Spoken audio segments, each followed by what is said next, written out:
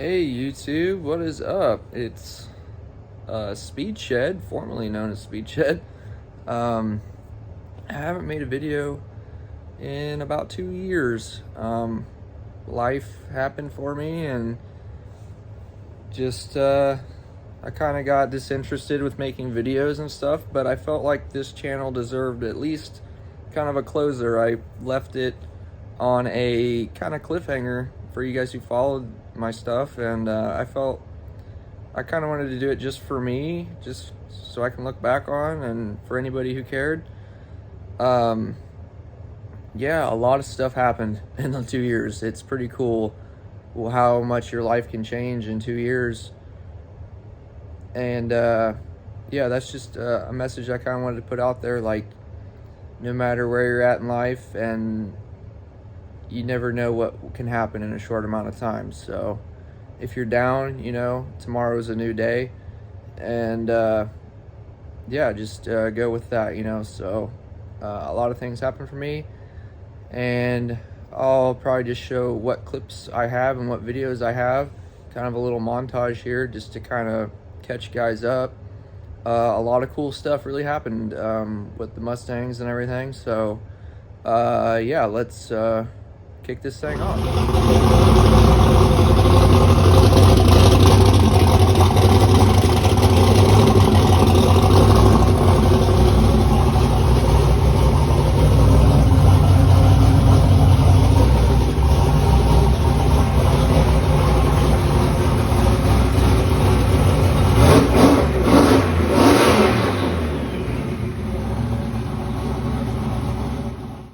So yeah, where we left off on the Fox is, I think I was calling it at the time version 7.0 or something. Well, anyways, I got that all finished up. I switched to a Precision PT 8884 turbo, so a bigger inducer wheel and a little bit smaller exducer wheel, and I got it running with the Vortec Igloo air to water and the new Anderson B451 camshaft over the old F303 cam, and the thing sounded really good. It was pretty sweet. It looked nice, so I was really stoked to take it to the track and test it out.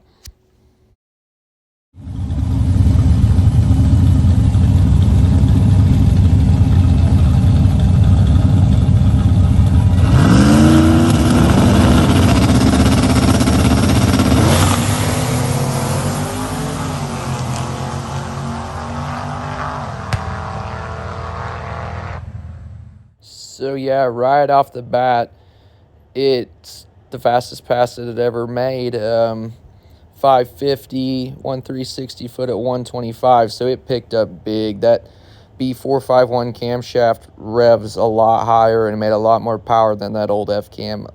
Probably being combined with the bigger turbo and the smaller backside, making it spool faster. It was a whole different car. It was finally seeing some good progress with it.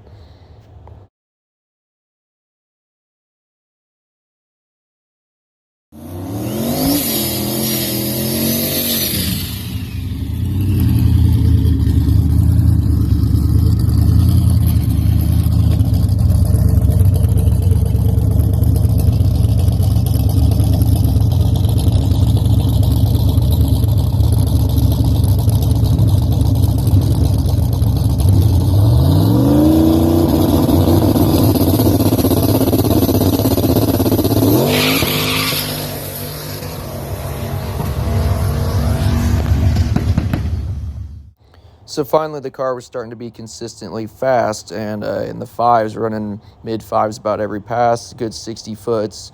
So with the success that I was finally having with it, after all this time, I decided to enter it in a little no-prep, small-tire shootout.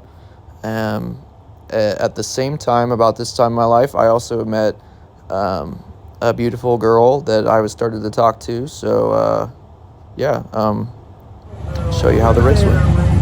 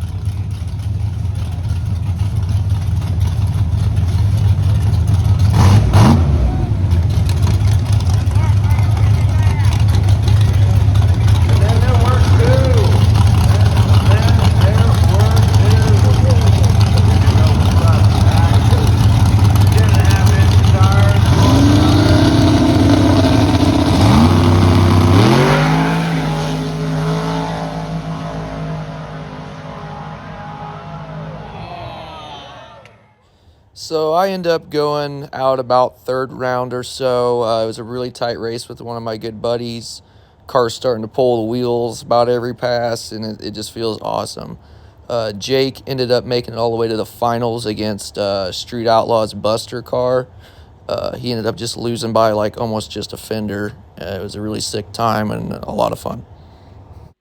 So unfortunately, I don't have any videos from this event. It was just so much chaos. After that first small tire shootout, I decided to enter it in another small tire shootout a couple weeks later, and I ended up winning the event. The car was flying, hooking like crazy. I ended up putting the car on the bumper, it, which was just crazy to feel. It just is almost like if you've never done a wheelie in a car, it's like riding. When you get to that tipping point, it felt like the car was going to fly over if I stayed in it.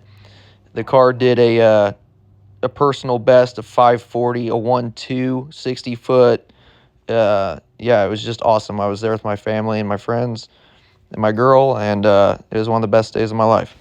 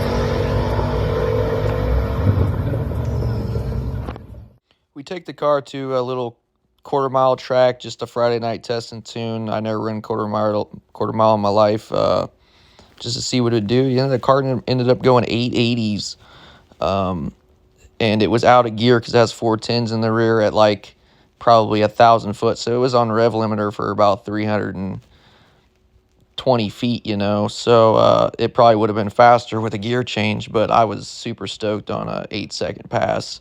First time out at a quarter-mile drag strip, so that was pretty awesome.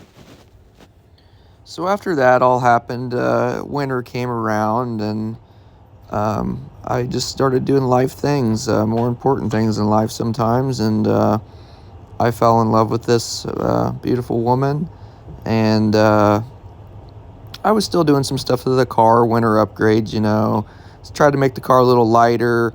I got a fiberglass front end on the car, but overall it was still the same combo. Changed the exhaust, just little small stuff, but to gear up for the next race season. But I got some bead locks on the rear. I was starting to spin the tires and the rims and the tires pretty bad. Just like I said, typical winter upgrades. And that next summer, I really didn't have much success racing, believe it or not. I had a lot of just little problems and shit. So, but the best thing that happened to me is I ended up asking her to marry me, and she said yes, and it was the happiest time for both of us. And we met at the racetrack. We had a lot of mutual friends through racing. She grew up racing, and yeah, so we took the Cobra down because my car wasn't working. I ended up taking the engine out of it. And I ended up winning just a little stick shift Friday night drags. And it was just an awesome night again. So, well, then me and my fiance, this happened, as a lot of times these things do, having a baby then. So I go from being single to being with a woman for about a year and a half. And now I'm going to be a father. So we ended up doing a gender reveal, and I'm going to have a baby boy with the Cobra once again. It was super awesome. Best day of my life. And just a lot coming at me really fast. Like I said, it's a crazy what can happen in a short amount of time.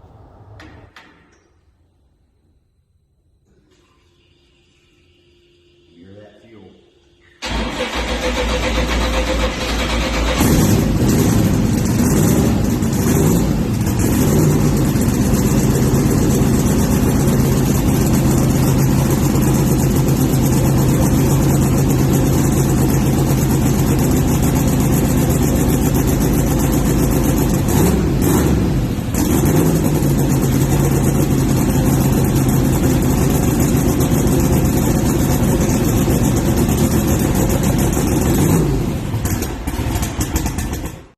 So here we are, pretty much present day, going into the 2023 race season.